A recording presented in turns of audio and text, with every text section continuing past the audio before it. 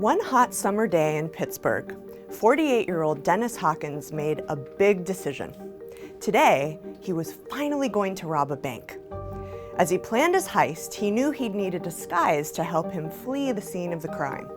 His choice? A long blonde wig, fake breasts, and brightly colored clown pants. Obviously, right? So after Dennis Hawkins robbed a poor bank teller, the police released his colorful description. And just minutes later, they found him sitting in a car he was trying to steal, still in his glorious disguise, with his face covered in red dye from a pack that exploded when he took the cash. The predictable ending to this rather bizarre story begs the question, how could Hawkins have been so delusional to think he could pull this off?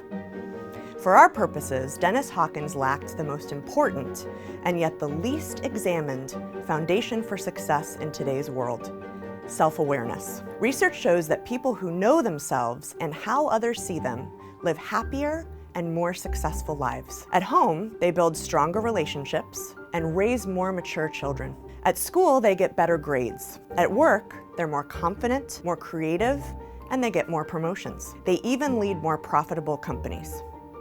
But there's just one problem. Even though 95% of us think that we're self-aware, the real figure is closer to 10 to 15%. So why can't we see ourselves clearly? I explore the answers to this question in my book, Insight, but let me briefly give you two reasons. First, no matter how much we try, our brains simply can't access many of our thoughts, our feelings, and our behaviors. The most dangerous part about these blind spots is that we don't even know we have them. The second is something I call the cult of self.